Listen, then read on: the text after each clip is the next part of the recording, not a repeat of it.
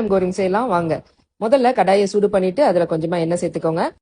சின்ன வெங்காயம், பூண்டு, அப்புறம் சில்லிப்பாடி இதெல்லாம் சேர்த்துட்டு நம்ம காசாரா பிளெண்ட் பண்ணி எடுத்துக்க போறோம். அப்படி இல்லைன்னா நம்ம ஃபைனா சாப் பண்ணி கூட எடுத்துக்கலாம். இதுல கொஞ்சமா நெத்திலி பொடியும் நான் சேர்த்திருக்கேன். ஒரு ஒரு 20-25 நெத்திலி பொடின்னு வச்சுக்கலாம். இவ்வளவுதான் போடணும்னு இல்லை, உங்களுக்கு இதோட அளவுகள் கூட குறை கூட சேர்த்துக்கலாம். இப்போ எண்ணெய் சூடாயிருச்சு, இதை நம்ம தாளிச்சிடலாம். கொஞ்சமா கருவேப்பிலை சேர்த்துட்டு நல்லா வாசம் வர வதக்கிட்டு அதுல உப்பு. இப்போ ஒரு பாதி தக்காளி எடுத்துட்டு வெட்டிட்டு அதையும் நல்லா நம்ம நைஸா பிளெண்ட் பண்ணி எடுத்துட்டு வந்துடலாம். இந்த மாதிரி பிளெண்டர் இல்லைன்னா நீங்க ஃபைனா சாப் பண்ணிக்கோங்க, குட்டி குட்டியா வெட்டி கூட எடுத்துக்கோங்க. ஓகேவா? இப்போ வெங்காயம் நல்லா வதங்கினதுக்கு அப்புறமா நம்ம தக்காளியை சேர்த்துட்டு தக்காளியில இருந்து நல்லா அந்த தண்ணி எல்லாம் வத்தி எண்ணெய் பிரிஞ்சு வரைக்கும் வதக்கிக்கணும்.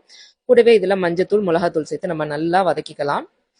மஞ்சத்தூள் மிளகாத்தூள் உங்களோட அளவுகள் படி தேவைக்கு பார்த்துக்கோங்க, இவ்வளவுதான் போடணும் அப்படின்னு இல்லை.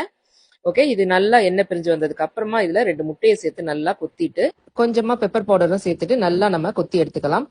இதுல ஒரு 4 இடியப்பத்தை நல்லா பிச்சு போட்டுட்டு நல்லா நம்ம ஃப்ரை பண்ணி எடுத்துக்க வேண்டியதான். நல்லா அதை உதுத்தி விட்டு இந்த மாதிரி நல்லா உதிரி உதிரியா ஆகுற வரைக்கும் நம்ம கோரிங் பண்ணி எடுத்துக்க வேண்டியதான். செம்ம டேஸ்டா இருக்கும். உங்களுக்கு வேணும்னா இதுல இக்கமிலிஸ் கொஞ்சம் பொரிச்சு கூட போட்டு சேர்த்துக்கலாம். வீடியோவை லைக் பண்ணிட்டு ஷேர் பண்ண மறக்காதீங்க.